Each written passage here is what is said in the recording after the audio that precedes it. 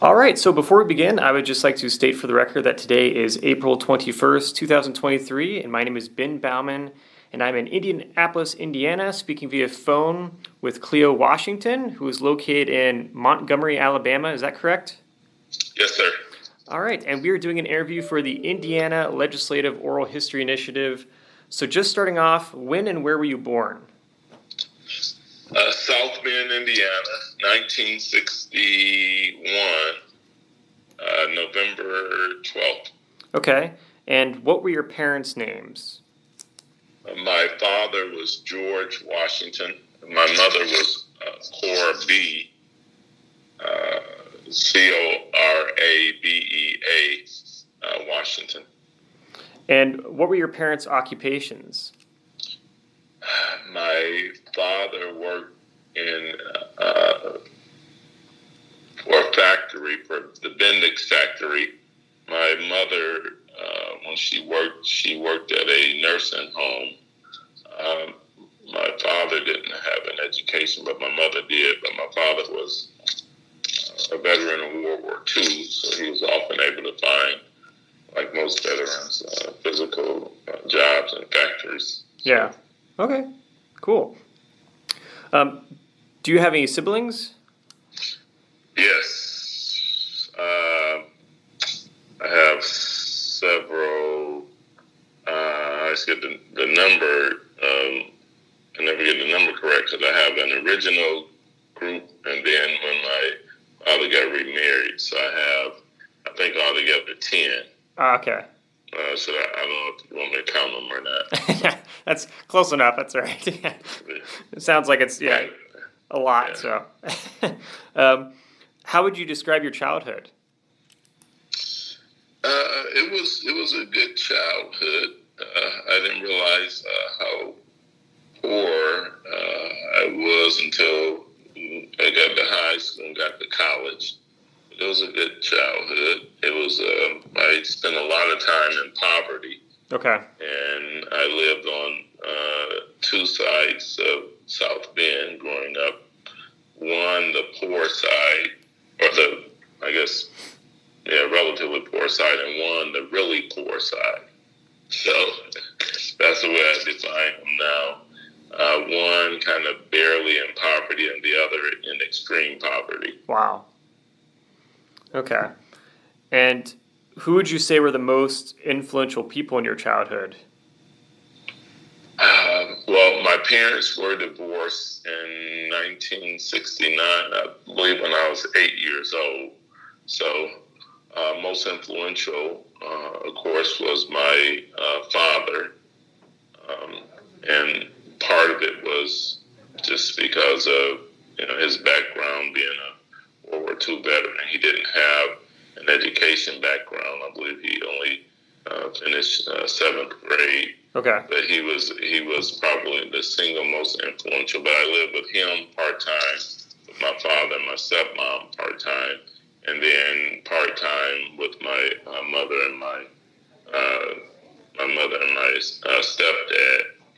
And of course, my father was more, I think, influential on the type of work ethic I developed and my religious upbringing, because he attended church a lot. And as a kid, I probably resented having to attend so much church when I lived with my father. Yeah. Whereas when I lived with my mother, I had a lot more freedom and flexibility. But when I lived with my mother, it was on, again, the more economically depressed part of town in South Bend.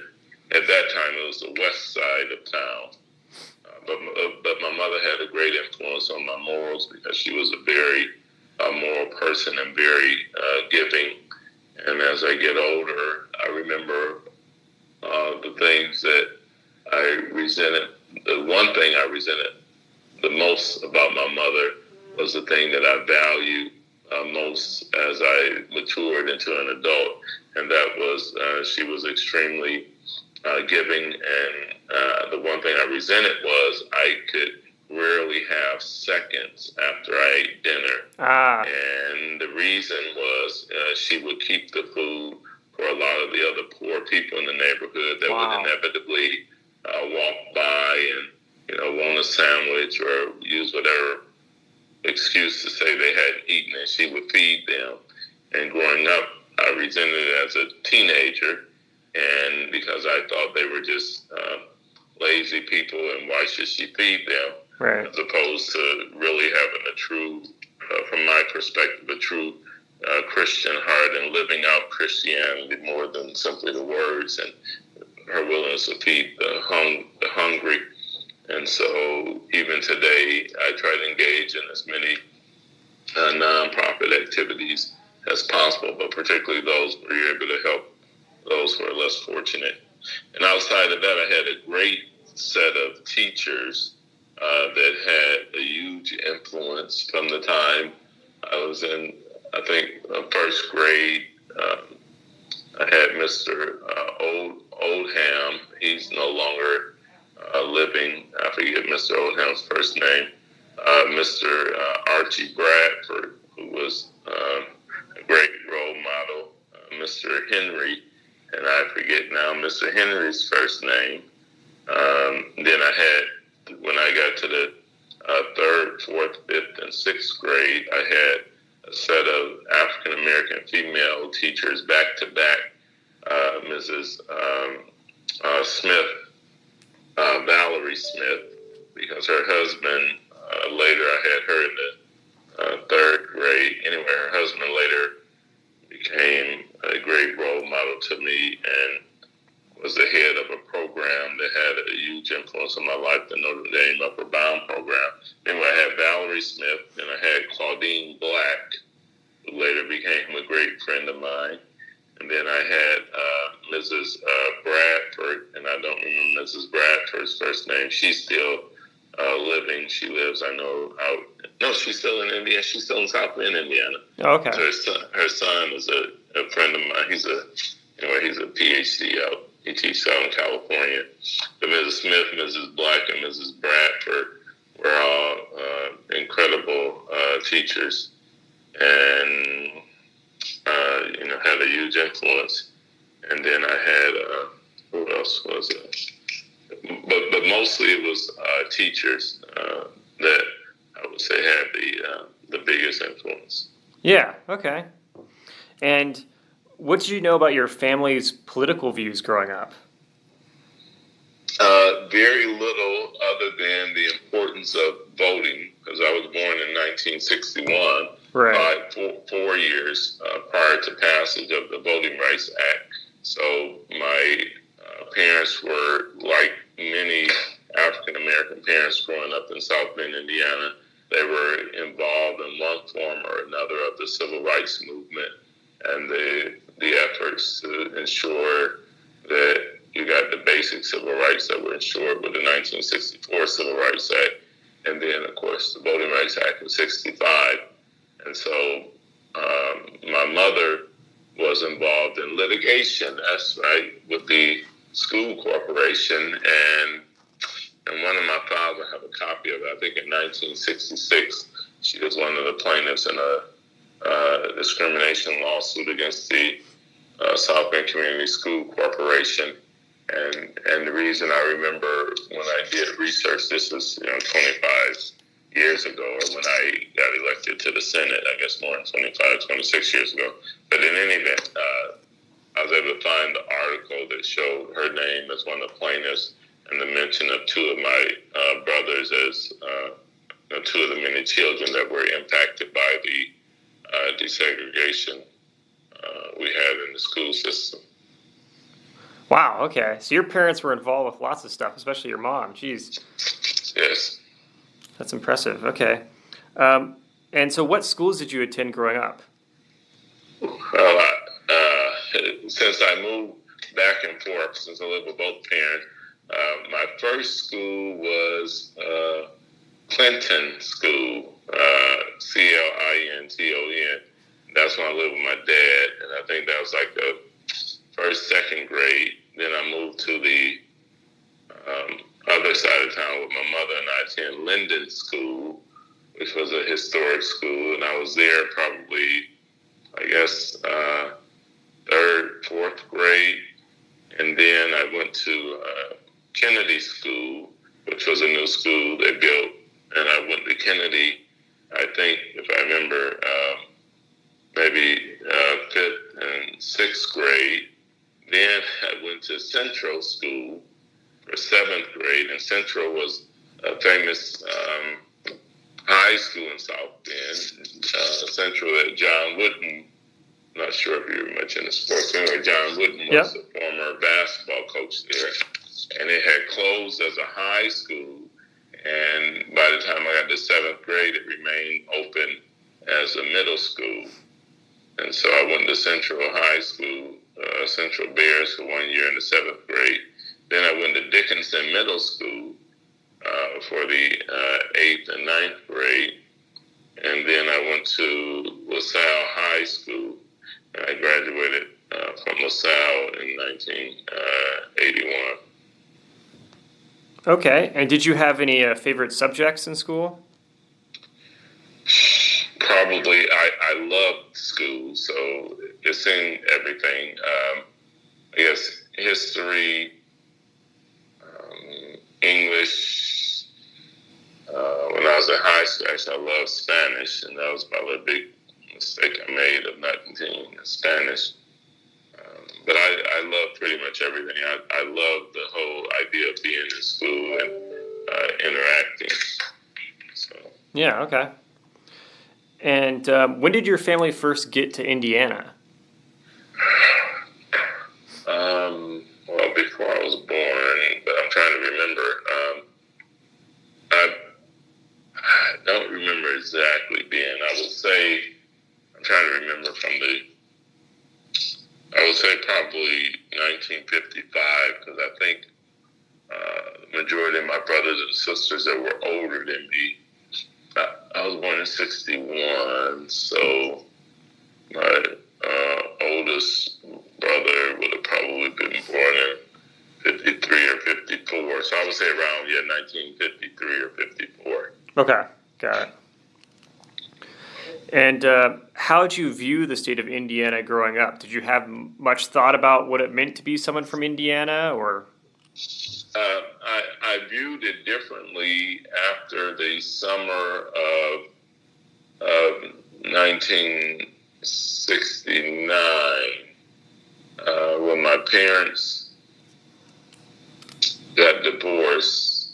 That first summer, we were shipped. At least some of us, I was shipped.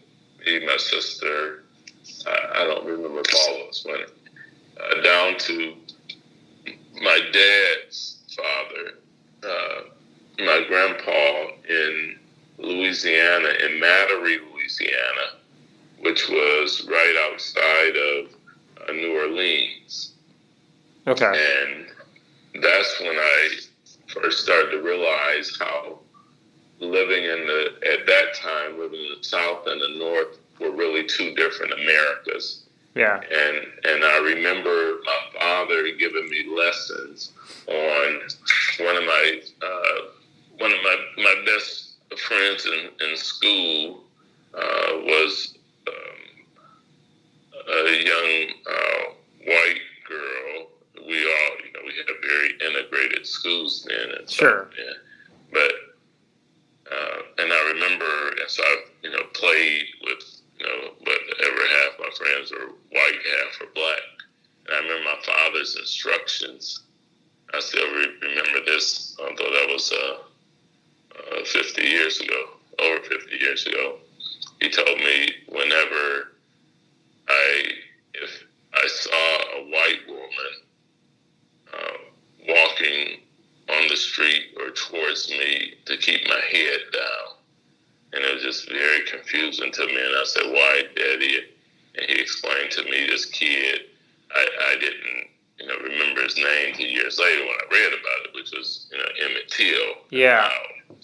That occurred right before I was born, and how some places in America, they, if you get caught looking or someone misperceives whatever you say, how it could be deadly for you. And yeah. It was just a shocker to me because, again, a lot of my good friends were white. So anyway, so I got down to Louisiana, and I remember Mattery was right, if I recall correctly, and this may be a little off. It was literally across the train tracks from New Orleans.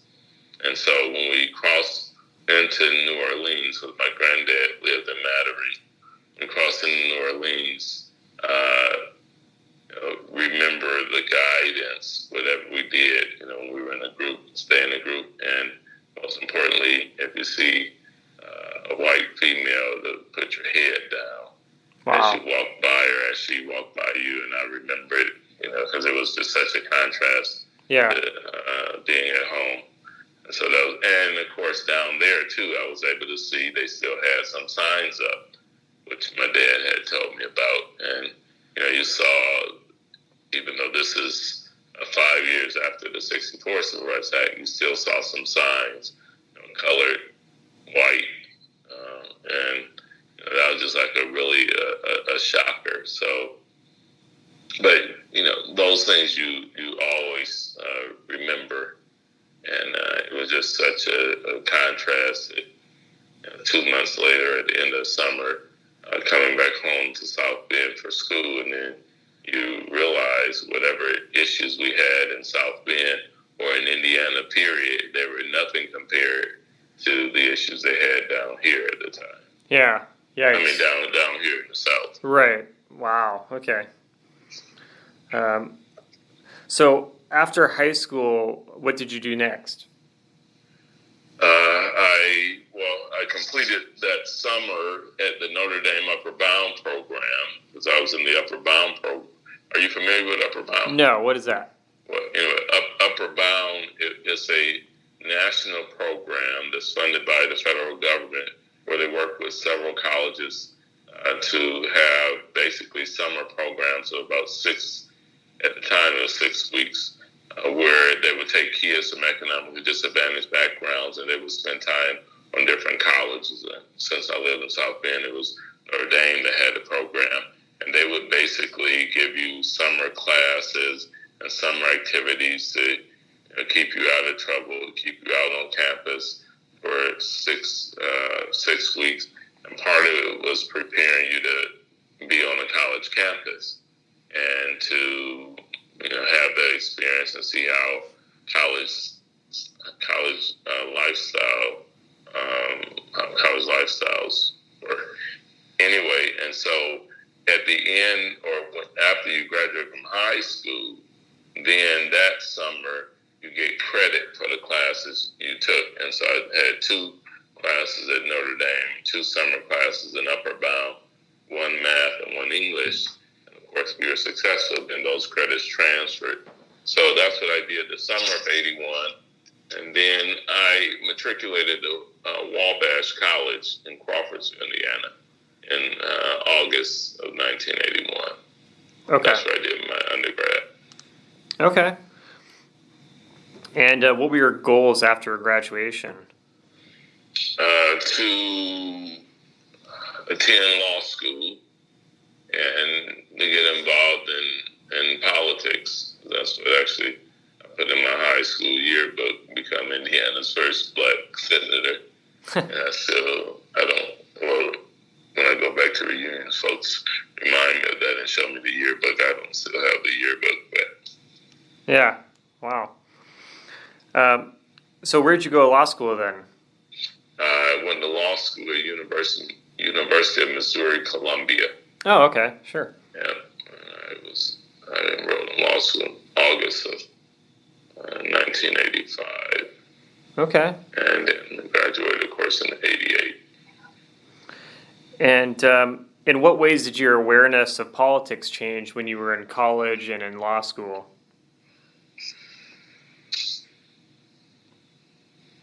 In college at Wabash, I was very involved in debate.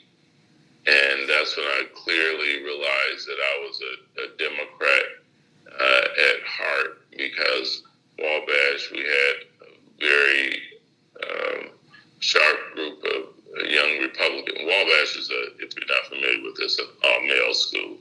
Okay. And so we spent lots of time in and debate, and the whole kind of Socrates, Plato and Aristotle debates, and it was just constant. And I realized every position I ended up taking ended up being on the Democratic side of the aisle as opposed to the Republican. So I was on our Democratic debate team, and I realized then how your views really kind of corner you. And America was not nearly as divided then, of course, 40 years ago as it is today. But it really kind of cornered you to take a position on certain things that were Democratic policies, just like on the opposite hand. All my good friends that were Republicans, they took views that still were kind of that defined them as Republicans. Yeah. So then when I got to law school, I think it was, then in college I was involved also. We were involved in our form of civil rights movement because we did march, and I went to D.C. I spent a semester at American University in 1984, and that was when I tried my best to get arrested because we marched on the South African embassy every day and to end apartheid and free Mandela. And so we did it, but they refused to arrest us because they had arrested folks the year before, and they knew all the attention they got when you arrested college students. Okay. So I tried my best, but I was never arrested, which turned out good because I would have explained that on law school admissions. Yeah. But I was again very involved in undergrad and in law school and different forms from our perspective then of civil disobedience to try to help make change that we thought was necessary. And then, of course, Mandela ended up being released after I got out of law school. Yeah. I forget, 1990, 1991, something like that. Okay. And so describe your employment history after law school. After law school, I went immediately I came back to South Bend, Indiana, and immediately went into the private practice of law. And when I was in law school, and prior to law school, I had always wanted to be a defense lawyer, and specifically a public defender, because in my view then, that was the kind of highest calling you could have as a lawyer, was defending those who could not afford to defend themselves, and particularly African American males who may have had defense lawyers that didn't understand them, so they didn't necessarily put in all the additional time talking to them. And a lot of times just through the conversations, you're able to get information that can help in their defense. Yeah. So when I started practicing, I was in private practice, and I started looking immediately for an opportunity to, in Indiana or in South Bend at least, the public defenders were part-time positions. And so I think after my first year, at the end of my first year, I was able to, something happened. It was just real fortunate. I was able to get a position as a part-time public defender and representing misdemeanor court. And I loved the job more than, even today, almost more than any I've ever had, because I got a chance to, particularly misdemeanor court, deal with probably 90% of the defendants were young black boys. But what I also found then was when you talk to them, 90%, 80 or 90% didn't have a dad, or didn't have an uncle, or didn't have any male role model figure in their life. And they, and you were kind of stunned, even though, again, I grew up black and poor. But again, I had a dad, and I had teacher role models. But you were stunned just to hear their stories and how a lot of times they hadn't been told basic things like, hey, if you just work hard, you stay out of trouble, you avoid the stumbling blocks to success, you can be successful. And how opportunities were far different than whatever they grew up hearing about their parents or their grandparents. And so I would spend a lot of time just giving that message, and I really enjoyed that 5-6 years I got to serve, I think, as a deputy public defender while running a private practice. So, but anyway, so I served as basically a deputy public defender, and I think it was 1990 through 96, I believe. And so employment history, I ran a private practice of law at the same time from 1989, and then became public defender, still ran a private practice. I did a little bit of everything as a general practice, and so whoever knocked on the door, so I did everything from bankruptcy to family law to criminal law, really just whoever came at the time. So in I was employed by City Council. In 1991, I got elected to the City Council, the South Bend City Council. So I served as a district councilman from 1991 through 95. I represented the 2nd District in the city of South Bend. Then in 95, I gave up the district seat and ran for city council at large, citywide. And I was fortunate enough to barely win. And then I served as a city councilman for 1 year. And in 1996, to my surprise, our state senator decided not to run again. And so I ran in a 3 or 4 person primary for state senate in 1996. I was fortunate to pull it off. And so during the time I was in the Senate, I still ran a law office, but had very little time because I was back and forth to Indianapolis. I got just involved with a lot of other issues, in part because of my background as a lawyer and understanding civil rights.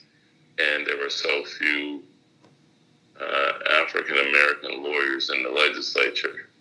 And I don't recall, it may have been, well, there was at least one other. Maybe there were 2. But so I got pulled in to assist on a lot of legislation, just giving a legal opinion or reading something or writing talking points. And so it gave me very little time to run back and forth to South Bend to practice law. And I lost a lot of money and probably most of my clientele during that 4 years. Wow. Okay. Then in 2000, when I did not seek re-election, and that's when I came in the private sector to work for AT&T. Yeah, okay. Let's see. And when, if at all, did you get married? We got married in 2004 in October. Okay. And we have, my wife's name is Marla Washington. Well, it's Marla Jones, but we have 2 children. Cleo George Washington II, and he is 16, getting ready to turn 17. He is a junior in high school here at Lamp High School. And then my other son, Carson Kennedy Washington. And Carson just turned 15 last month in April. And he is a freshman in high school. And so I'm an older dad than most of the other dads. So okay. I'm 61 years old with getting ready to have a 17-year-old and a 15-year-old. Yeah, okay. a little unusual. Yes. But, I had to do the political stuff first. And, of course, you grew up in a large family. There's a lot of folks that you have to help, and you can't always start a family at a young age like other folks. So. Sure. Yeah, makes sense. And so you kind of did a brief summary of how you got involved in politics. Did you have any national political heroes or state or local political heroes when you were, started running for office? Oh, yes. I think probably when I first started, my biggest probably was Jesse Jackson, because at the time, I'm sorry. No worries. I worked as a college student in 1984 when Jesse ran for office. I worked on his campaign. And then when he ran in 1988, while I was in law school, I worked on his campaign that time also. So he was I was a huge fan of his, and in part because to me at the time, he kind of maintained the legacy of Dr. King more than anyone else. And but outside of that, there were a lot of individual members of Congress that I had admired, during their service. Shirley Holmes, we of course at that time. I'm saying, of course, I may be wrong on this. When did Julia Carson get elected? I forget. So if she was in Congress then, I don't recall. She may have gotten anyway, I don't remember. But yeah, just members of the Congressional Black Caucus. I was kind of, they were like heroes to me. Yeah. And then we had two white congressmen from Indiana that were my big heroes. One was John Bradamus, who was our congressman from South Bend, but he was a big supporter of the Upper Bound program and TRIO programs. And another was Birch Bayh, was our U.S. Senator at the same time when I was in high school, and he came out to Notre Dame. I remember when I was in Upper Bound program, and I was a big fan of his. But even in high school, as I look back now in college, I followed the civil rights movement a lot. I kind of envisioned that was part of my role. And when I looked at how you have the largest impact on the largest number of folks. So I had hoped to run for Congress. And then, of course, once I got elected to the state Senate, then I ran 2 years later. The party asked me, and I ran for statewide office in 1998 for treasurer. And I was unsuccessful there, but it was a great experience getting a chance to travel across the state. I think I may be wrong, I think I got 43% of the vote, which looking back, considering I raised very little money, it was a good amount. And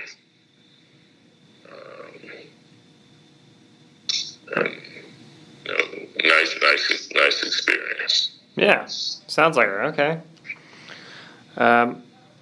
So when you were running for office, did you have a particular campaign strategy? When I ran for state, any other offices? The General Assembly. Oh yeah, when I ran for state Senate, my strategy was simply to, at that point, say how I was the most experienced candidate, because I had been a city councilman, and as a lawyer, that I understood the law and understood how to apply it, and I would be best positioned to help bring back dollars to South Bend and work in partnership with our House colleague. Because at the time, B. Patrick Bauer was the state rep from South Bend. He was Speaker of the House, and when I ran in 1996, and that Patrick Bauer was also a former teacher of mine, and so he helped inspire a lot of folks to get involved in government and be engaged in public policy. So all that was part of my argument that I'll be once I became a senator, have someone to work in partnership with and get more done for Northern Indiana and South Bend specifically. Yeah. Okay. And since I had to go find materials, since 25 years ago, 1996 or 27 years ago, I don't remember all my specific platform issues, but sure. I had one for education and one for economic development and one for healthcare and one for ensuring everyone had access to both. So those are kind of the four general things. As I recall from 1996 that I talked about. Now, I wasn't the only one talking about those things then. I think if you look particularly at African American candidates that were running then and still, to an extent, running today, those issues always come up because of the how few. I remember this statistic: how few African Americans. I think the Civil Rights Act passed and the Voting Rights Act passed in 1970. And I forget the organization that did the study. It was after the Watts riots. Maybe the Kernan Commission report. Maybe that's what it's called. Okay. But in any event, they did a report, and whatever the predecessor agency to the Pew Center. But what it showed, I remember this, it was stunning. In 1970, only 5% of African Americans had a 4-year college degree. And so it was a huge disparity that everyone that was involved in politics or civil rights, they were aware. And the question was, how did you close the disparity? Whereas 50 years later, in 2020, that 5% was up to 25%. And so it's hard for anyone to argue that there's a real education disparity, college education disparity today, because everyone, it's available to everyone. Some people may have to incur more debt or have more obstacles, but you cannot say that everyone doesn't have an opportunity to get a college education today. Right. There are not all those structural barriers that existed 50 years ago. Sure. Okay. Now, did you do any door-to-door campaigning as well? Yes, I did. That actually, again, I don't remember how much I remember for the state treasurer race in '98. I raised barely over 100,000 again, which was small for a statewide race. For the state senate race, oh man, I'm sure I didn't raise $20,000. So I did.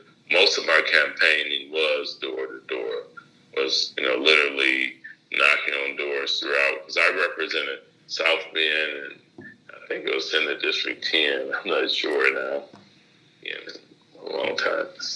But I was able to go throughout South Bend, and maybe Osceola was part of my district too. Okay. But the entire district, I went door to door.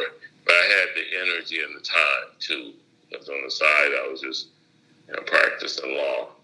So I was able to, and I thought I had to outwork my opponents because we had one African American state senator before me, but that had been a couple of decades earlier, maybe 3 decades earlier. A guy named Jesse Dick. Yes, since you're doing this history, Jesse Dickinson. Okay. Yeah, and I think he had been elected in the 60s. So my middle school was named after him, Jesse Dickinson. Yeah, Jesse Dickinson Middle School.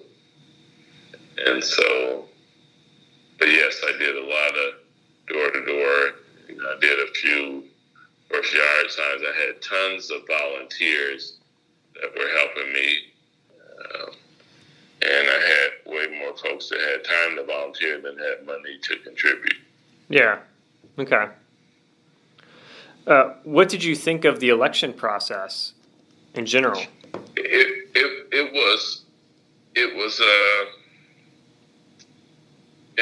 general, it was fair, but there was a little dirty politicking going on during the election because by one of my opponents saying some inappropriate things about the people I represented, because again, I did as a defense lawyer, you represent whoever comes in the door, and as a public defender, you represent whoever you're assigned to.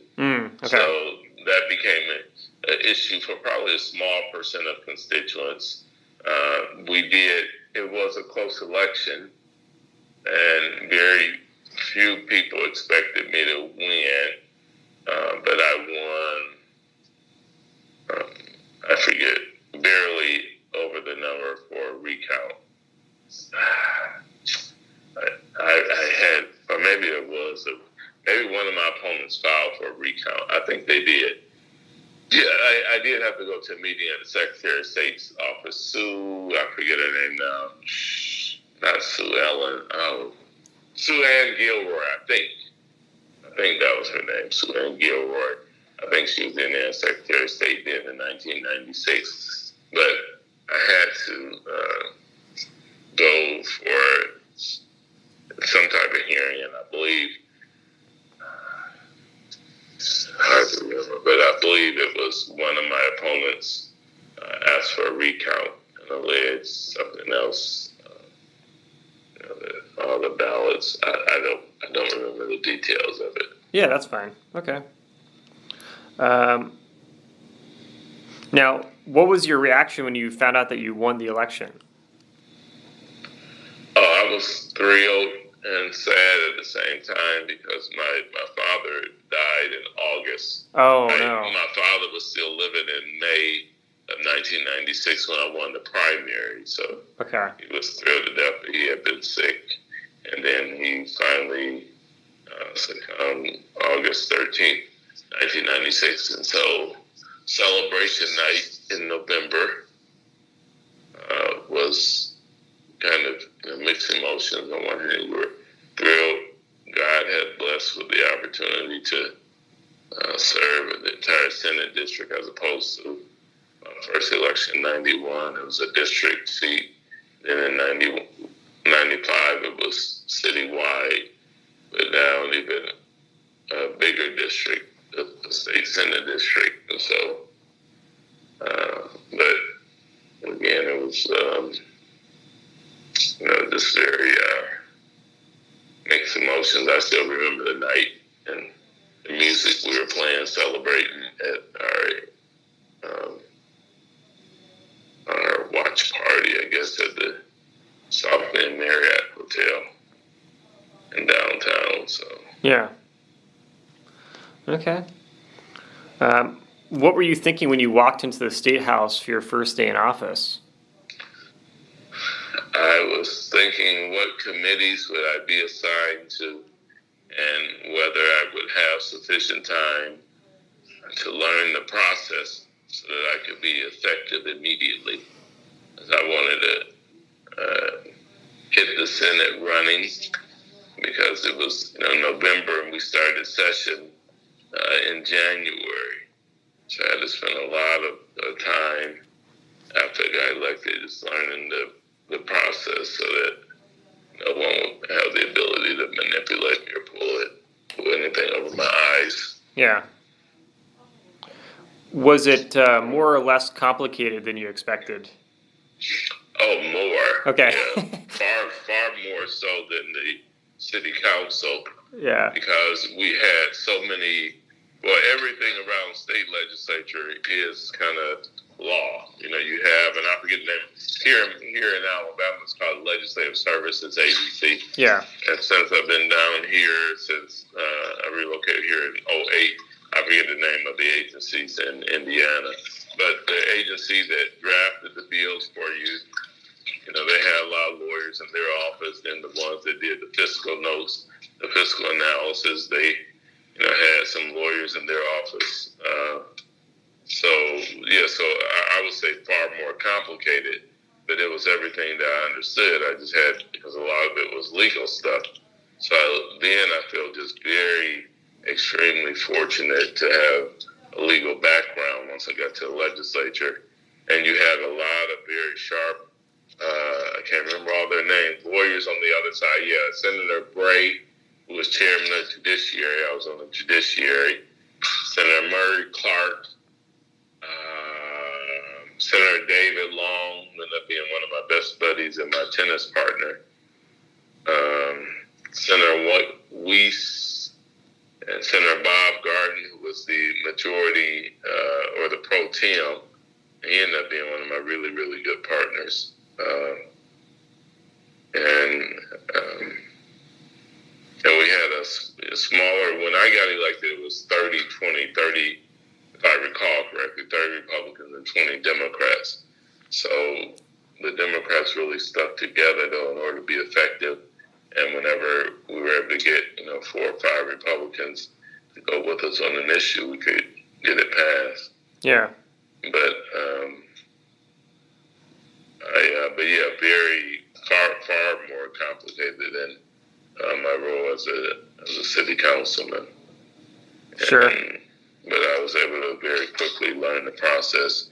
And Senator Bob Hellman, that's right, I'm just having flashback. No worries. He was a Democrat from Terre Haute. He passed a few years ago, but a very sharp lawyer. He may have been the leader. And then I'm not sure, my first or second year, Senator Tim Lannon got elected from Anderson. And I think he served as majority after I left. He ended up being minority leader. And Senator Vi Simpson, yeah.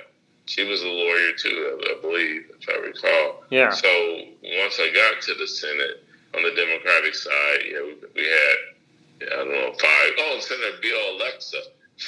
She was all coming because because I haven't talked to a lot of these people since I left Alabama. Sure. Since I left for Alabama in '08. That's why, as I'm thinking now, we have some really sharp lawyers. Yeah, Bill Alexa, Senator Hellman.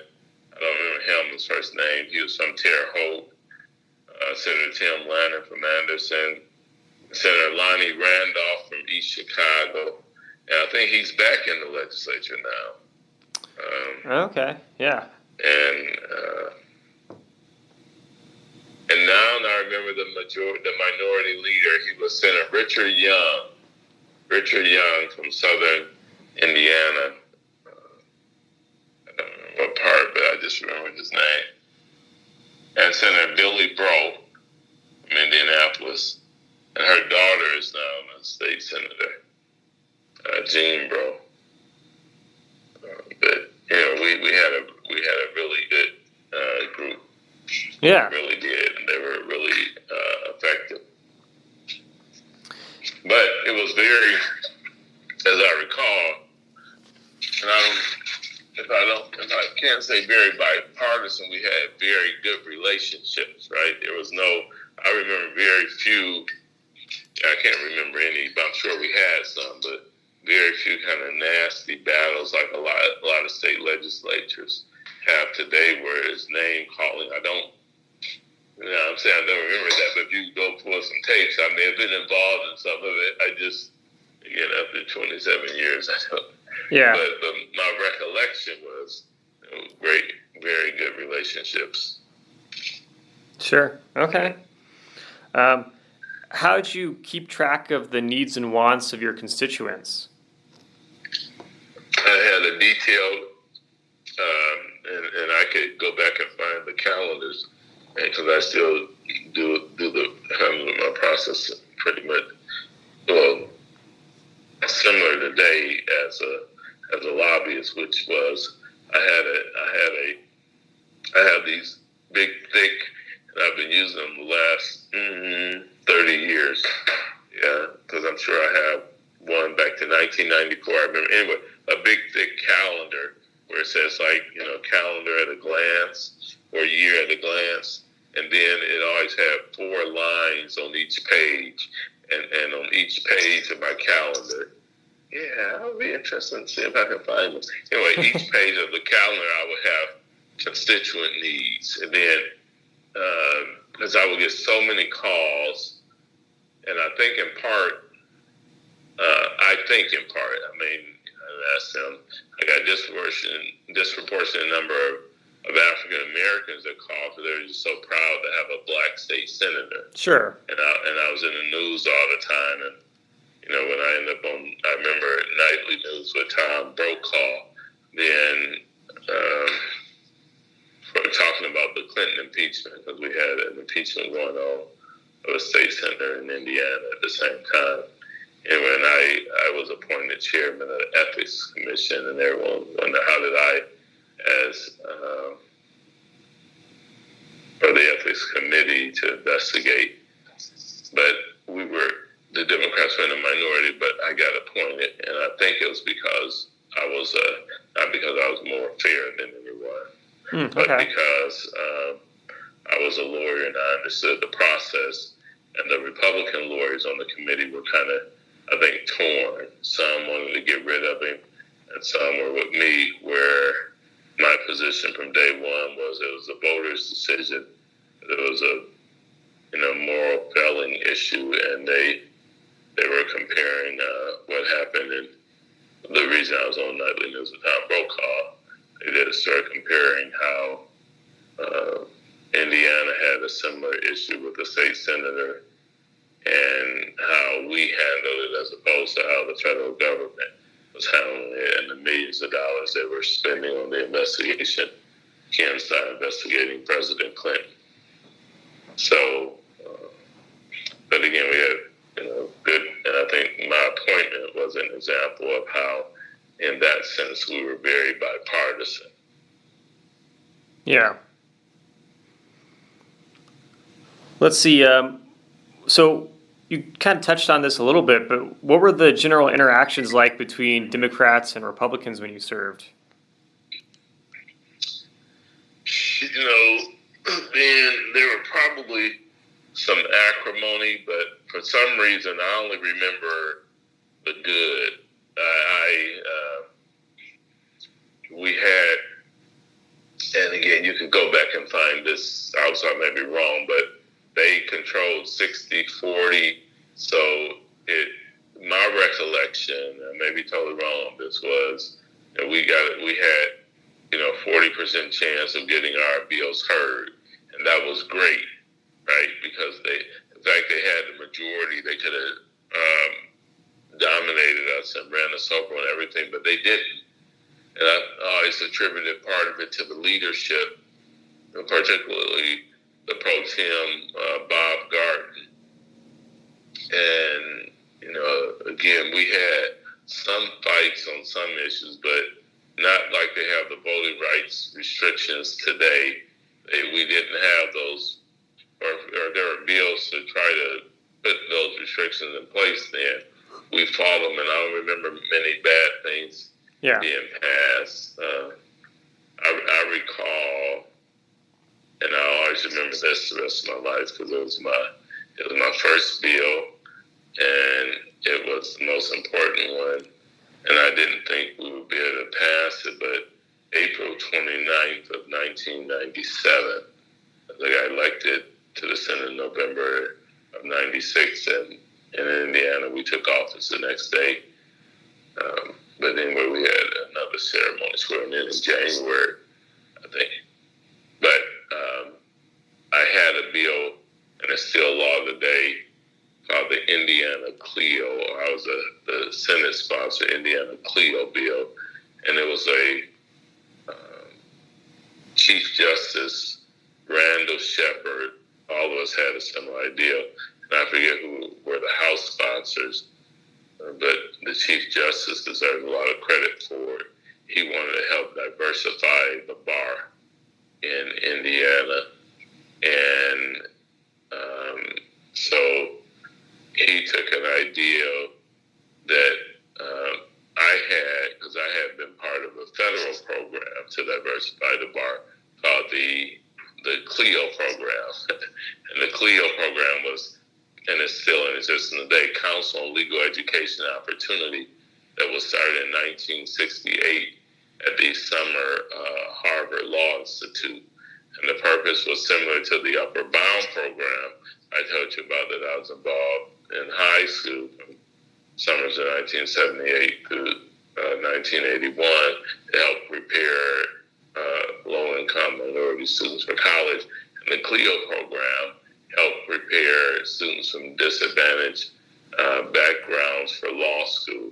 So anyway, so I was involved in that summer program the summer after I graduated from Wabash, the summer of 1985, and that was at University of Iowa School of Law. And again, a 4 to 6 week program. So my number one idea, and at the time when I got elected to the Senate in '96, I think Indiana may have had either 2 or 3% of the lawyers are African American. They probably haven't made significant improvements since then. I'm not sure that'll be easy to look up. Or maybe it's 3 or maybe it's 4% today, so maybe it has been significant. But in any event, so the Indiana Cleo bill would set up a summer program and allow for basically the same thing as the National Cleo did, which was a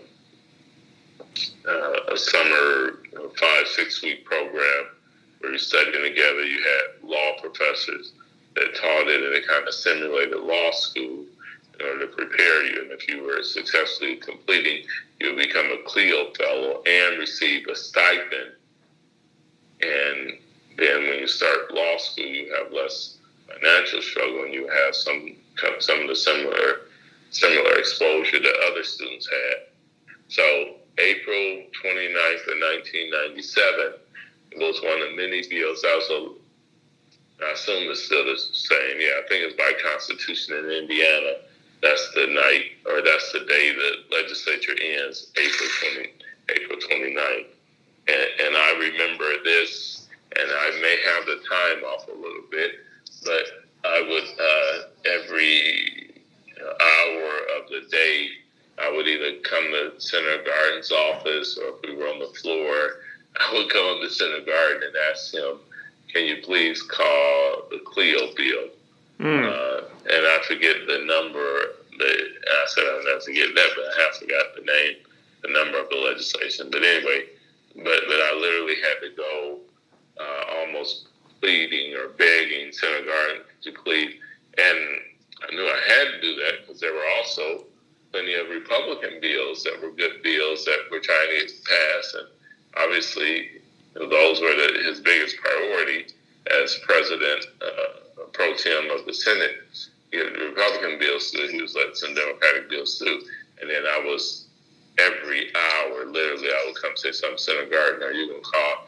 And then if I remember right, and again, you go back and find the legislation, I think it was 11:43 p.m., 17 minutes before the gavel closed, before signing died, I went, and then he allowed me to call the Cleo bill.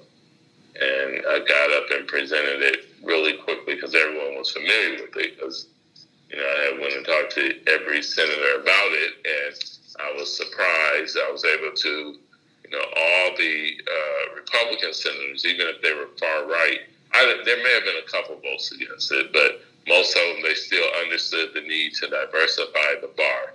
And I said it was beautiful for Indiana, and once it passes, other states would adopt it. And the reason we needed it was when Gingrich and the Republicans took control of Congress in 1994 with the contract with America. I think that was the name of it. And I had been involved in the Cleo, the summer program in 1985, right? And then so 9 years later, when Cleo was one of the programs that they either defunded or dramatically cut. And so that's what I kind of figured was the state's responsibility to pick it up. And so Indiana was the first state to adopt a Cleo program. Wow, okay. So, yeah. So that's why I always remember the date. And I think I at the time, right, I think it was 11:43 p.m. When you find legislation, they say 11:23 p.m., but I think 11:43. But anyway, back and forth.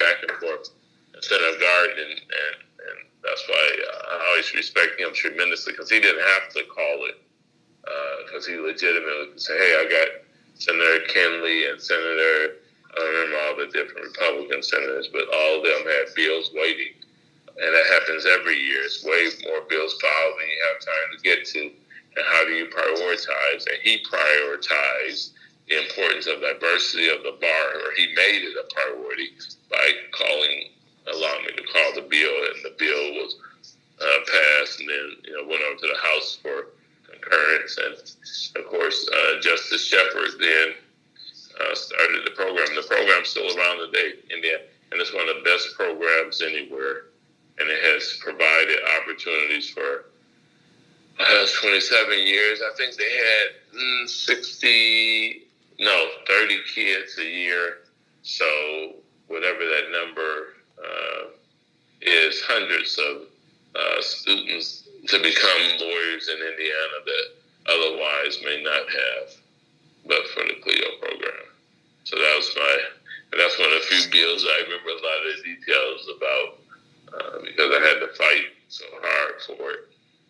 Yeah. Wow. Okay. Jeez. See, what would you say were the differences between the House and Senate? I think the difference, at least for me, was constituent services, because even though I got several calls, the House members in my district got a lot more calls.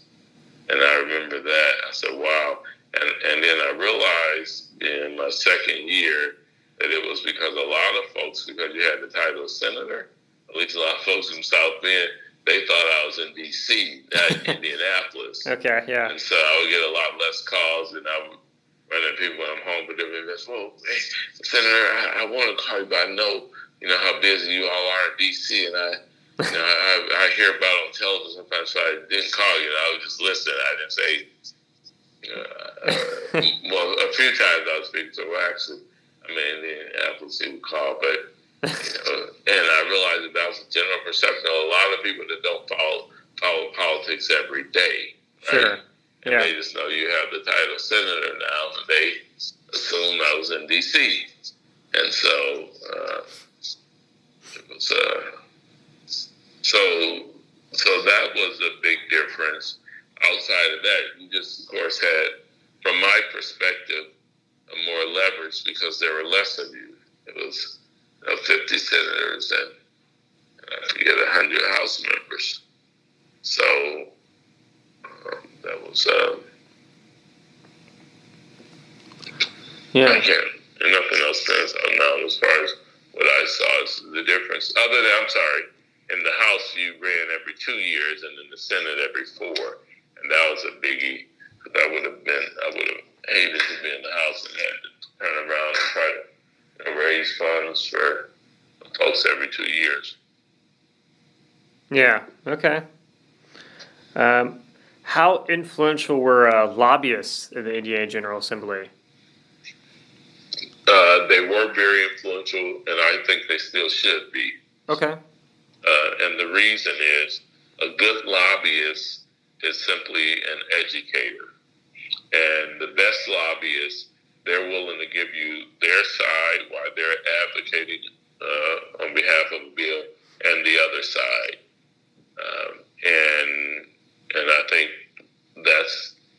I don't see how legislatures could survive without a bunch of good lobbyists, because and when I found this out when I was a senator too, and I forget the number, but say it was 800 bills filed my first year. Well, I was a lawyer, a pretty good reader, pretty good comprehension, pretty fast reader, and I still didn't have the time to read a third of the bills I was voting on. And so I had to rely very heavily on kind of three groups. One was lobbyists. Second were associations. And the third, which again is in theory most important, your constituents. But if it's not a particular issue they're following, if we don't have time and we have, we're reading the bills and reading the fiscal notes and access to lobbyists to explain the bill to us, what's the purpose of the bill, and we have administrative assistants or executive assistants or whatever they're titled to help kind of prep the bill for you. These are the main things that you need to be looking for. It's a 50-page bill, and hey, the real language you're looking for that would change the laws on page 34 to 37. And so I think lobbyists are invaluable to the process. With that said, I may have an inherent bias also because here in Alabama I serve as our lobbyist. Sure. So, I mean, how did you know when you were serving in the Indiana General Assembly whether to trust a lobbyist or not? Good question. I think those that made time to build a relationship with you during the campaign prior to you winning the Senate seat, those were the ones that were easiest to trust. Second, I think you relied on kind of the institutional knowledge of your assistants, the administrative assistants, legislative assistants that had been around a while, that they knew all the lobbyists, of course, and they could give you a lot of kind of side points as far as who was who, what level of expertise they had, and whether they were trustworthy or not. Yeah. And I think if you have a reputation being untrustworthy, that passes quickly. Okay, sure. And everyone's able to find that out and, not to listen to them. There were very few circumstances like that. As I think back, I can't right offhand think of any of those situations. Yeah, okay. Do you think things like campaign donations or gifts had much influence on politicians when they were serving, or didn't really make a difference? It makes, I think, a difference from one perspective, and that is if they gave you a significant campaign contribution and you didn't raise a lot of money like me, and then, of course, you remembered the ones that gave you, say, whatever, my average campaign gift. Sure. I only raised $10,000 was whatever, 200 or 100 or 200, and then you had someone give you 2,000, you naturally take note of it, and you take time to do the same thing you do with the $100 gifts, which is send them a little handwritten thank you note. But with the 2,000, of course, it has such a huge impact in your ability to run your basic campaign. Yeah. To send out literature, to send out your talking points and your vision for the district and how you keep in contact. I just, can't recall what my biggest, but yeah. So I think outside of that, I think campaign donations have very little impact. It's expected, and those that give, they're allowed to participate in the democracy equally. And rather than get $50 or $500, but I don't think for most legislators, wherever you are, north or south, east or west, it doesn't play a big role.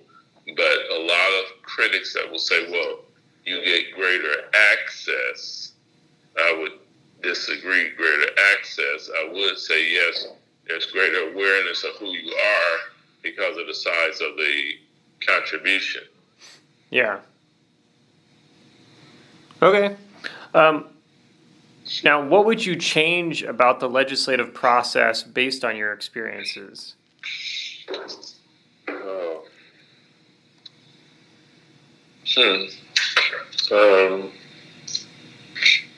I would find a way to provide more funding for constituent services. And the reason is you inevitably return home and you will hear from different constituents that, hey, I heard you voted for or against this. I wish I had known about it. And then I would say something like, I don't know, that, we send, and I don't remember then what did they provide then, whether it was once a session or twice a session, you could do a mailing, whatever the state provided. That was, actually, as I look back, that was probably one of my biggest complaints. I thought they should have provided more, but it was an incredible expense for the state then. Again, that was the beginning of email, so everything was still going out print. Yeah. Now, so I would imagine, so that's probably dramatically different today. Because I think of it. Because if you hear from any constituent, you could simply, have something set up where you email them your standard kind of weekly update. This is week 5 of the legislature. We got 7 more to go, and this is the status of the budget. But from my time there, that was kind of the biggest problem I had was constantly thinking through how do you make certain your constituents are aware of what issues you're dealing with and how these issues that you're voting for or against may impact their day-to-day lives. Yeah. So outside of that, let me think. Anything else that I would change? I can't think of anything else now. There was I really enjoyed my time in the legislature and hated to leave, so very few complaints. Sure. Okay. What were the most controversial legislative issues when you served?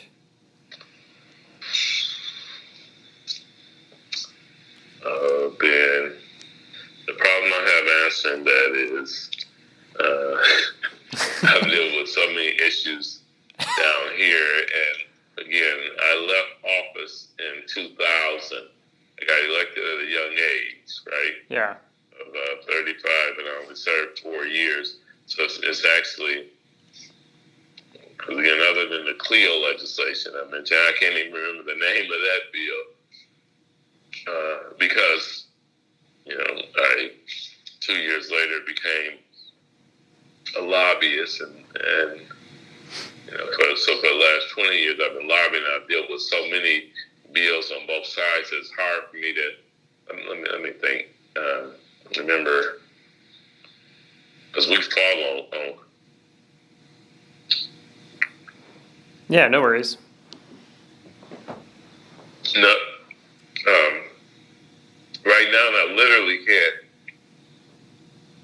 But I'm sure it's probably something, again, like education funding. I know we always had a fight on that. How much money? Yeah, and I don't remember. Again, there was like proposals to give monies to, I'm not sure if they were called charter schools or choice schools.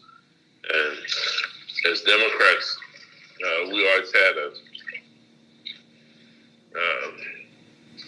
policy position to fight those, because every dollar given took away money from the education budget.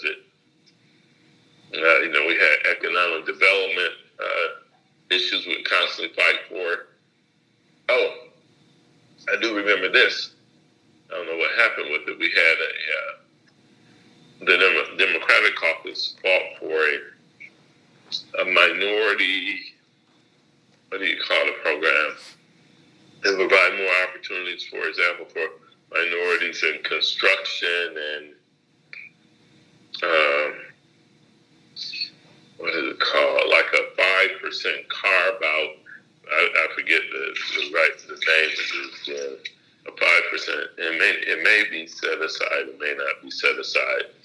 But I remember our argument was at the time, Indiana had a African American population, I think of 9%, and then maybe others was 2%, which were 90% African Americans that had a white mother and a black father, but they'd been raised by their white mother and they didn't want to give up her identity, so they listed themselves as other. So Indiana basically had 10% African American population, maybe similar today. Then, of course, you had a smaller Latino population than Indiana probably has today, and a smaller Asian population.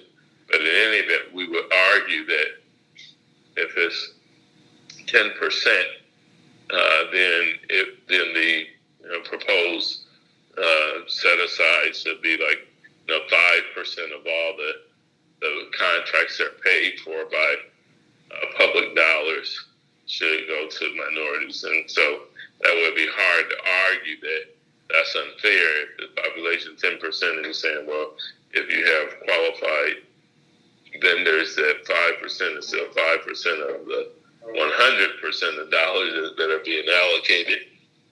And so, and I'm sure there's probably plenty of legislation, because it seems as if I remember a lot of debates on that. Okay. And I can't remember all the details. There was a Supreme Court decision on it, I think. Yeah, okay, no problem. Let's see, looking at, thinking of some sort of, going through the newspapers, I came across some things that seemed to pop up when you were serving in the General Assembly. Do you remember anything about like a hate crime bill? Oh, yeah, I totally forgot about that because it's been so long. Okay. Right. There were, darn it. And I remember speaking on hate crime bill several times and writing an editorial for Wabash College. Darn it. Hold up. Oh, no. Just a second, Dana. No worries. Maybe you confuse hate crime and death penalty. Because I remember I had the bill. I think, yeah, the death penalty one was like helping people on death row or something like that. Right, and trying to eliminate the death penalty. And at the time I had the only bill, that's right, of all the state legislatures in the U.S., about 50, I had the only bill that, Senator Meeks, boy, and I haven't used his name in 20 years. That's right, we had a bill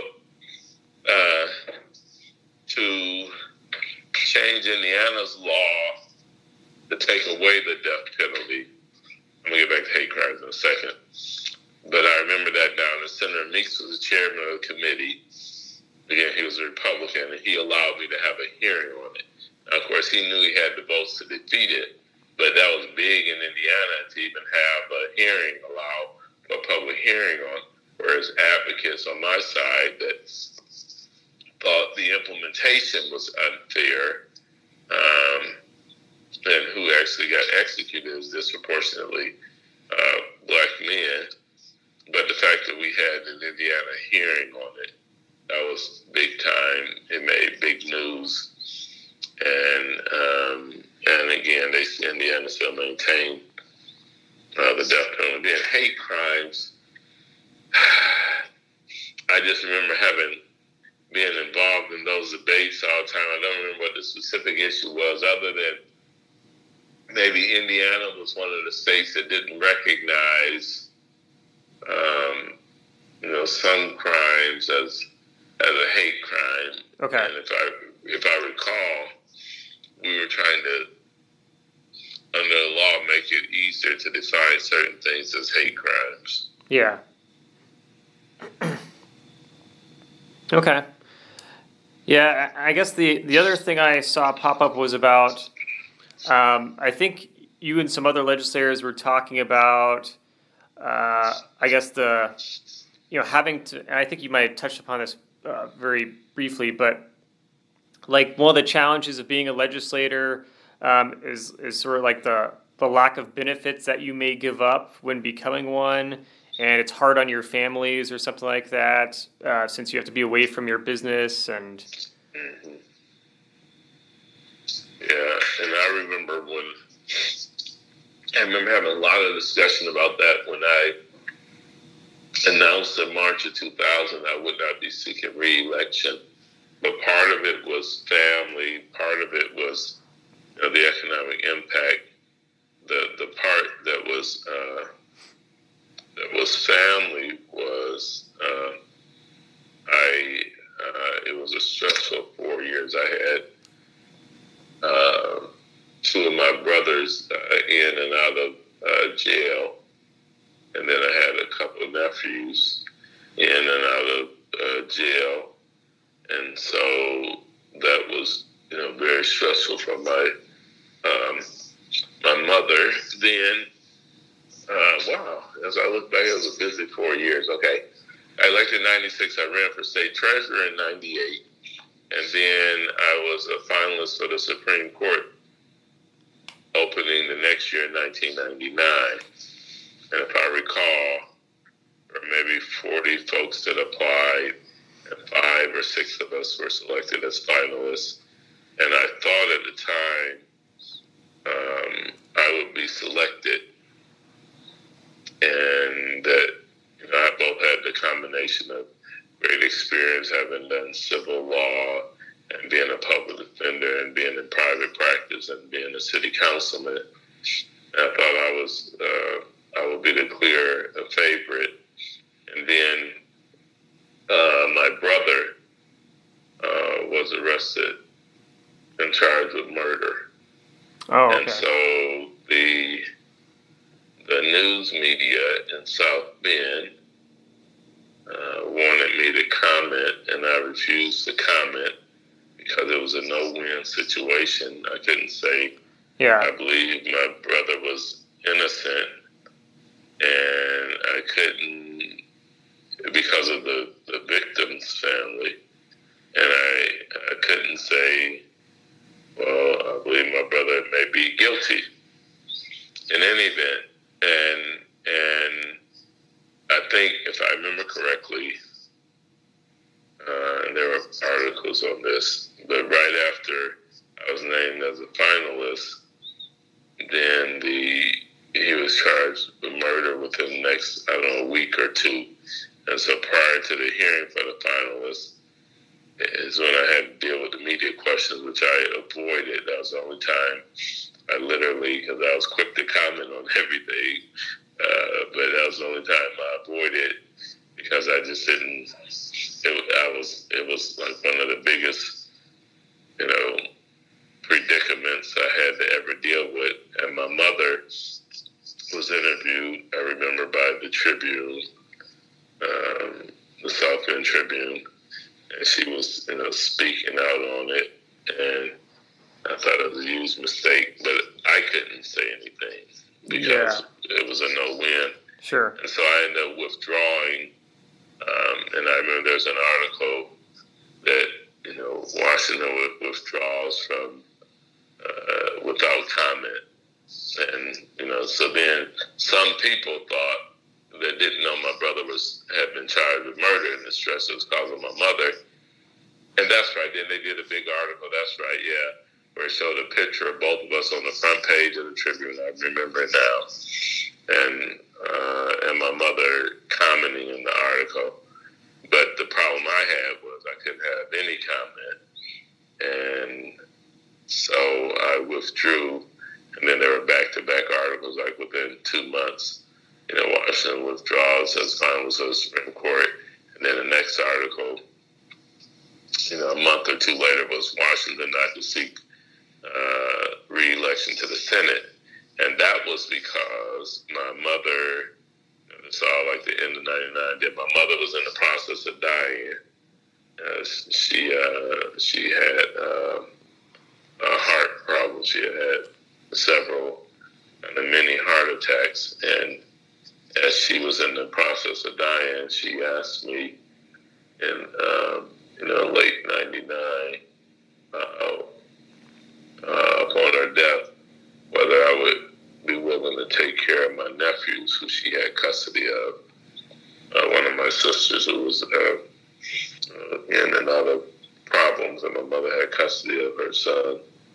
And it was the toughest decision at that time I ever had to make, because I told my mother I really felt it was God's will for me to be in the legislature, and I literally loved being a senator and having the opportunity to represent so many people and have a say on public policy issues that not only impacted my district in Indiana, but were nationwide issues. And they were, now, again, some of this come back, they were hate crimes. It was a death penalty because of the Supreme Court decision. It was voting rights. It was economic opportunities for African-American businesses. All those things that we deal with at the state level were actually federal issues. And now that's coming back more and more as a big case out of Richmond. Richmond about and affirmative action, of course. Wow, yeah. So in any event, all the state issues were becoming, or all that had been federal issues, the states were having a say on it, and all those I enjoyed being involved. But because of the combination of my brother's murder case, along with my mother asked me to take custody of my nephews. And so I announced the first week of March, March 2nd or something like that I wouldn't seek re-election to the Senate. And I remember that being a very emotional day. But I was going to honor my mother's wishes. And then when we left session that March of 2000, then my mother literally died like a week later. And I, of course, took custody of my nephews and didn't seek re-election in November. And then that's when I was, because all this was in the news every day, every day in South Bend and some in Indianapolis, because everyone was stunned. Because I've, again, been the Democratic nominee for state treasurer in '98, and then in '99 I was a finalist for Supreme Court. Now, why was I leaving? And so, and I'm sure a lot of people at that time that didn't know all the details questioned, is he in trouble or something? No, I'm not in trouble. It's a family, and I knew what was likely being a lawyer. I knew it was a likely end result of his murder case, and he's, of course, still in prison today. Okay. But anyway, but my mother couldn't, of course, deal with the stress. It was just very stressful on her, and I didn't want to cause additional stress by saying, no, I'm staying in the Senate and, preparing for an eventual federal office run. So. Yeah, sure. Okay. Now, so how would you summarize your time overall then as a state legislator? Oh, I loved it. I loved every day and every week. I loved going home for constituents meetings. I loved being involved with the issues we were dealing with at the state level, which were federal issues too, like I mentioned before. Right? I can't remember the name of the diversity study that were just becoming popular. But anyway, Indiana, we were leading the way on that. What is it called? Disparity study to prove, right, that there were qualified African-American businesses that were not getting an opportunity. Yep, and it was a Richmond versus Croson. It was based upon the Croson case. In any event, all those issues we were dealing with, right, were issues, and to the extent they are today, were either like the Supreme Court had not weighed in, or we had an opportunity as a state to pass legislation that would force the court to weigh in. So, but I enjoyed it tremendously. Actually, I remember I was very emotional and cried during my goodbye speech. And then there were like 10 or 12 other legislators that got up, both Democrat and Republican. Actually, there were more Republicans got up than Democrats to say how they hated that I had to leave under these circumstances, but understood, because all of us on the Democrat and Republican side had talked about the importance of family, and it's easy to talk about the importance of family.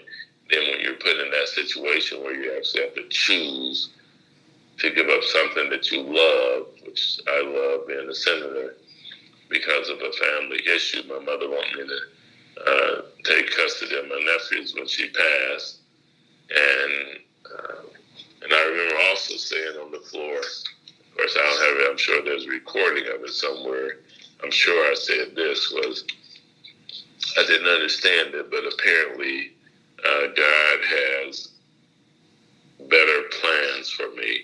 I didn't understand it, but I'm trusting that by not running again. Because had I ran again, of course, no one would have dared challenge me. Because, Yeah.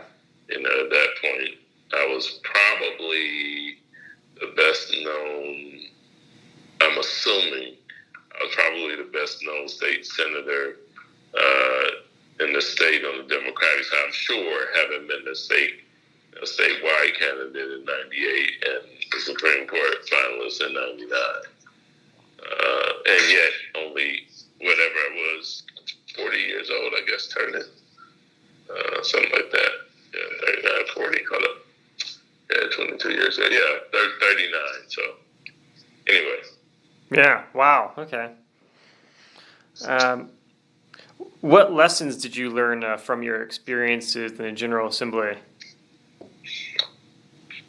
Lessons is always remember, even when you have excellent lobbyists, consult and notify your constituents of the issues first and foremost. Even though the lobbyists get role for to educate you on the details of the issue, don't, to the extent anything that's going to be an important bill, notify your constituents, right? And again, we didn't have email then, or if we did have, it was the beginning of email in '96. So again, sending notes, calling, doing radio interviews. I did then a lot of radio interviews. Hey, I want you all to know we're voting on this, and this is the impact. Whereas today it's just so much easier with social media to communicate. But that was probably the number one lesson. The number two lesson, I would say, is to prepare. I think I told you about my calendar, how I would have a list for constituents on one of the four, and then on the next list I would have kind of a list of bills that were coming up, and then I would have like a cheat sheet next to it as far as any history I needed to know about it. And I remember my father told me, he told me something before my first jury trial as a lawyer, and I used the same rule when I got elected to the city council, when I got elected to the state senate, and that was, he told me, this is back in 1989, never feel embarrassed if you go into the courtroom and have to argue a case with a lawyer who's intellectually superior to you. But feel ashamed and mortified if you ever go into the courtroom to argue a case with a lawyer who's better prepared than you. Okay. Because you totally control preparation, your level of work ethic and diligence. And it was the same thing being when I got to the legislature. It's the exact same issue, right? Someone may have a lot of expertise and knew an issue a lot better, but if you prepared, then you could know it equally as well. And I remember, and I still apply that today But I remember that. So I'll say the biggest lesson, number one was, again, constituents, making certain that they are aware and notified. And the second is probably preparation. And the third, I guess, would kind of be similar preparation, always looking down the road. Where will disruption occur, right? Yeah. And what can you pass to prevent negative impacts of disruption? Yeah. And, makes sense. Now, what advice would you give to future legislators or even current legislators?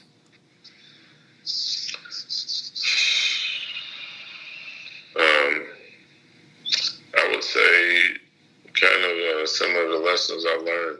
Although, again, you don't really have to say it today. Well, keep your constituents informed, but it's easy today, right? Yeah, different world. Yeah, totally. The pandemic especially changed everything. But I would say that would be the first advice. The second probably would be always be aware of additional funding opportunities, particularly federal funding, and how you can try to channel that to benefit your constituents. And of course, we saw, particularly this last year, or last 2 years now, with the ARPA funding and the infrastructure funding, and the broadband funding, but all this funding that occurs because of the philosophy of the president that's in office, right? Yeah.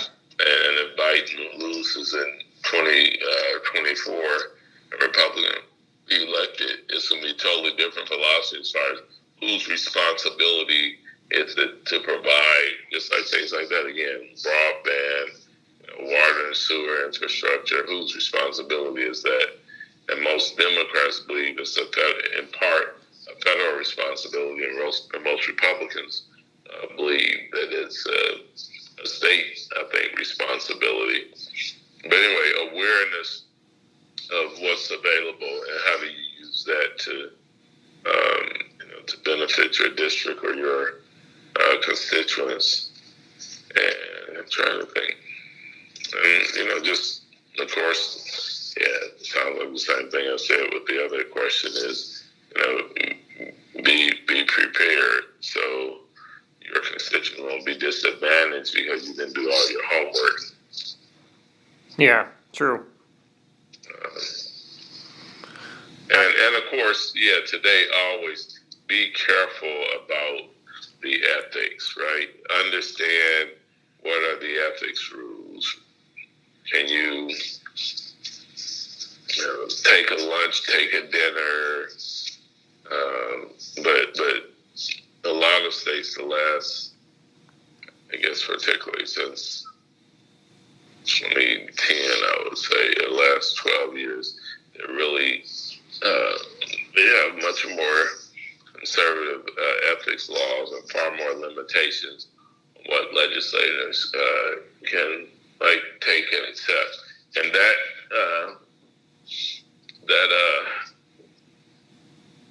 affects a lot of things, and a lot more legislators today are investigated for ethics things. I think when they naively do something like, again, go to whatever basketball, baseball game, not knowing that, the tickets were whatever, $100, and the limit they can do is, get a $50 ticket. I'm not sure what are the rules in Indiana now. I just know everywhere they're far more conservative now. And a lot of that occurred after 2010, because prior to 2010, 33 of the 50 state legislatures were controlled by Democrats. And today is 18 that are controlled by Democrats and 33 controlled by Republicans, and maybe 32 controlled by Republicans, and maybe there's one split legislature. and that was a dramatic change. And sociologists will have to write about this. I'm convinced the biggest thing that happened that has had an impact all over was the election of President Obama in 2008. Okay. And when I got here in 2010, I moved here in 2008 here down south. What I saw down here, I didn't realize it was happening up north also, which was they used the election of President Obama to create a lot of fear. Okay. And as a result, they were able to take over a lot of legislature that had been historically,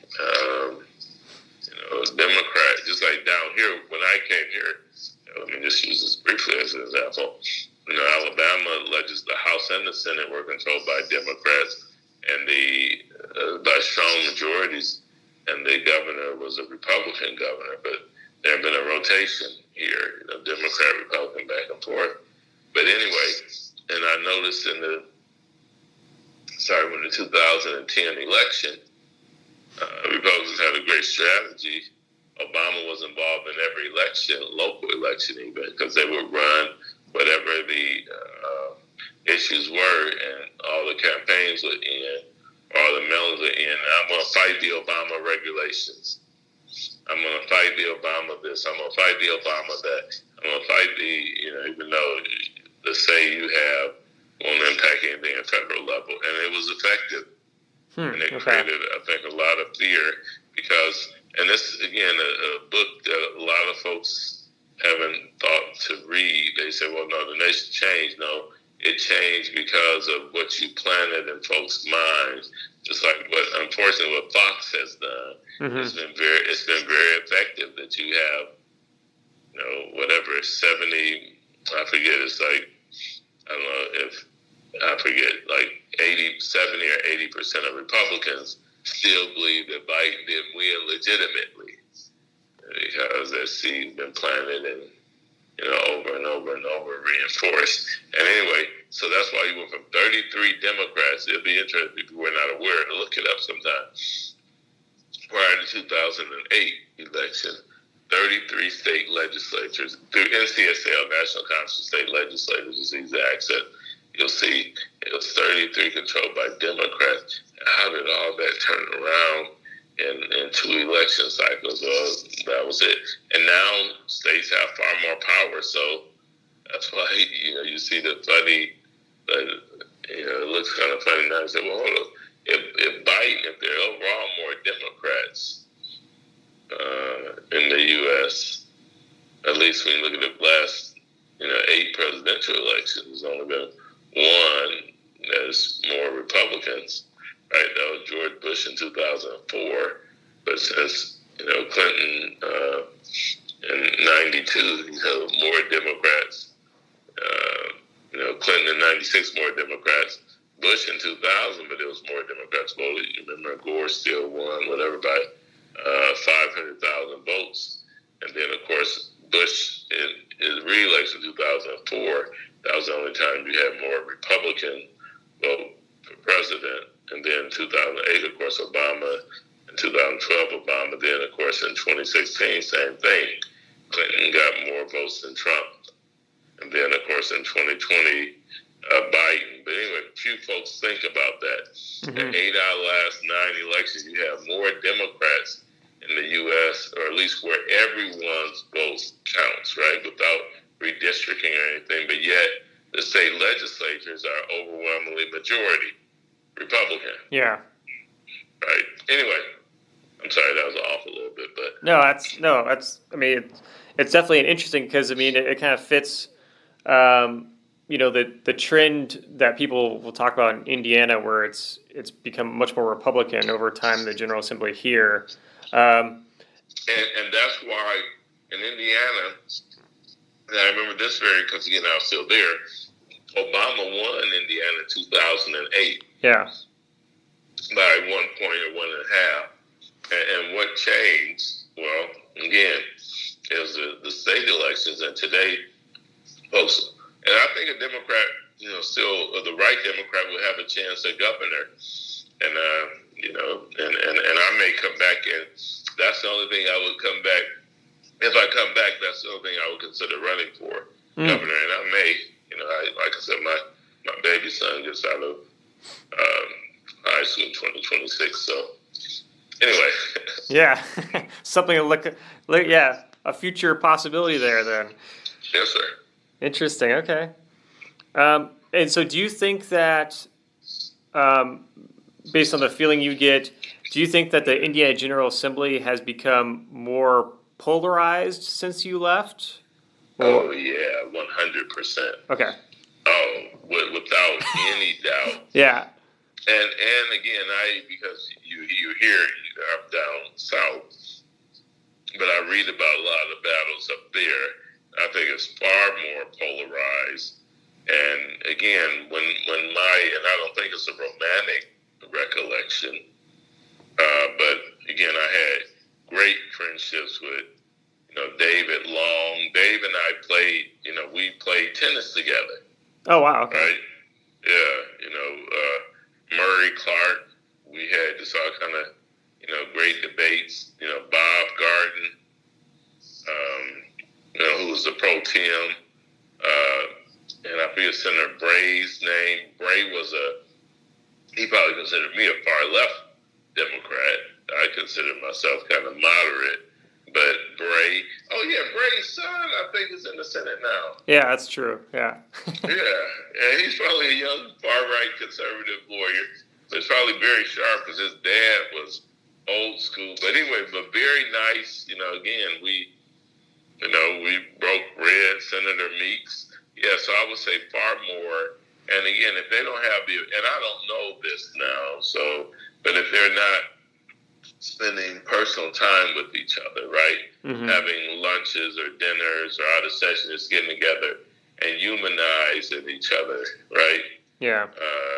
Then, it creates that polarization because you get, and it depends also on where they get their information from, right? Yep. If they're only getting their information from one source, and the one source, you don't have to be a media expert now to see that if the case this week was settled for $785 million. Yeah. To a company that probably wasn't valued at $400 million. There's these next two cases that are going to likely settle too. Yep. And it's because of the fear of once you're under oath, you have to tell the truth. And anyway, again, that's a shame. But I think now with that said, I think it's polarization on the other side too. Mm-hmm. Right, but not nearly as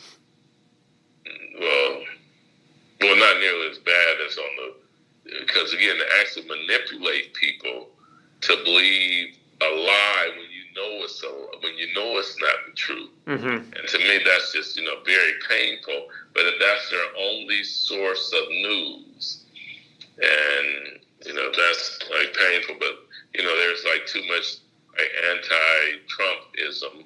I think when you watch CNN and MSNBC too, I think it's some overkill where you could find out, what are the good things, that President Trump did. Well, he did some good things, certainly, and he hired a lot of good people, and a lot of the impacts of the big tax cut in 2017 benefited the United States, made companies more internationally competitive, right, which generated more revenue here, allowed existing businesses to stay. And but anyway, but the nastiness of the polarization is, that's what's really bothersome. Yeah. Okay. Let's see. Last question then for you. What do you want the people of Indiana to know about their influence on the General Assembly?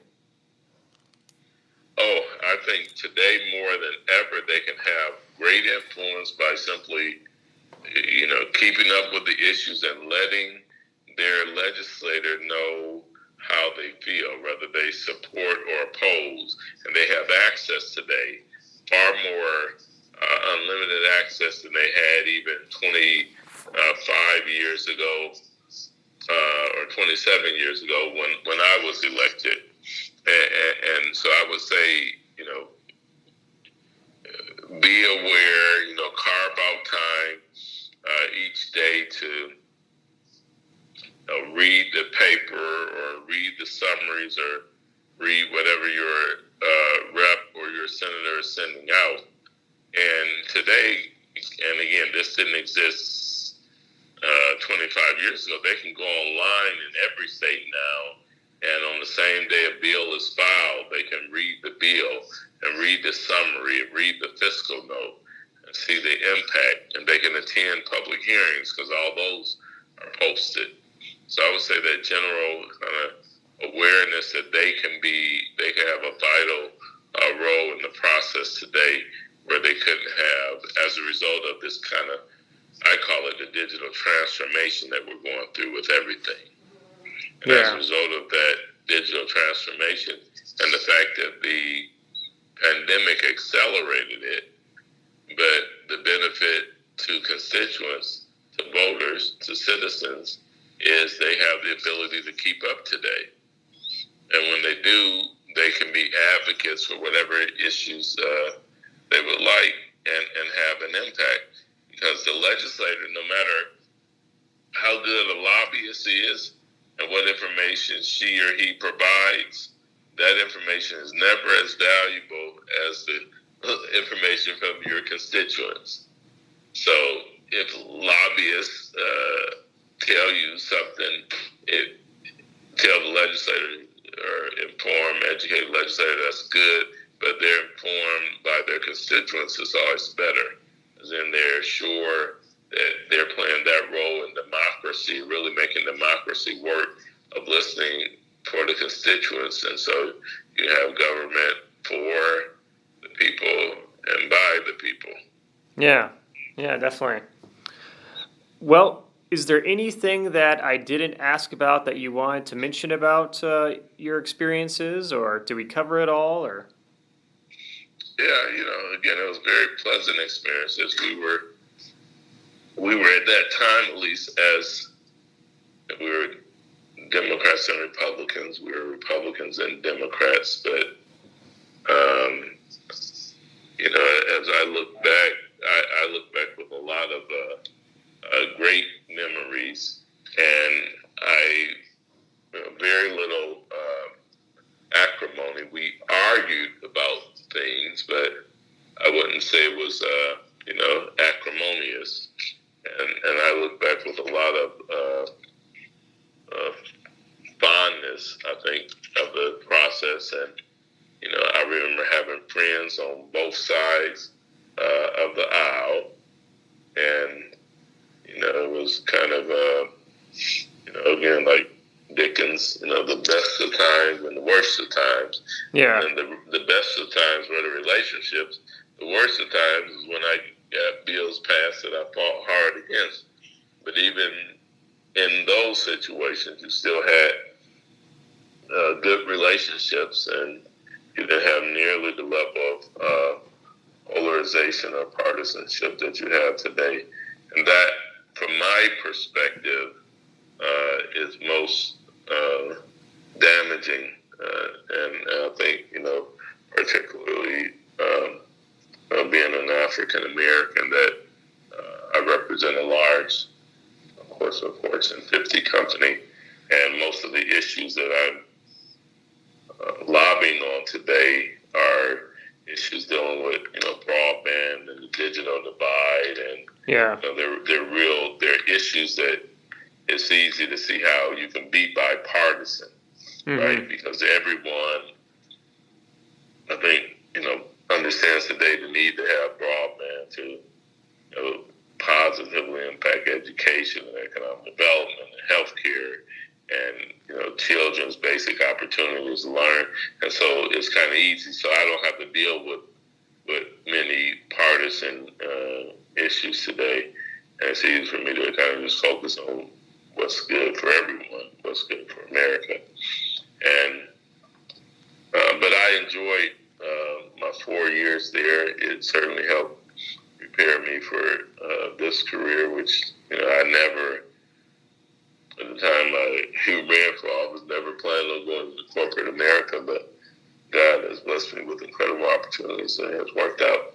Yeah, So, seems like it. Yeah, that's great. Well, thank you so much for taking the time to do an interview for this project. I think it'll be a really cool addition to everything, and you definitely covered a lot of interesting historical things, so I appreciate it. Yes, sir. All right, Ben. Pleasure meeting you, and if you need me down the road, you know how to get in contact with me. Yeah, absolutely. I'll let you know when your interview's posted online for the project website and stuff. Yes, sir. You take care. All right, thanks. You too. Have a nice weekend. You Bye. too. Bye-bye.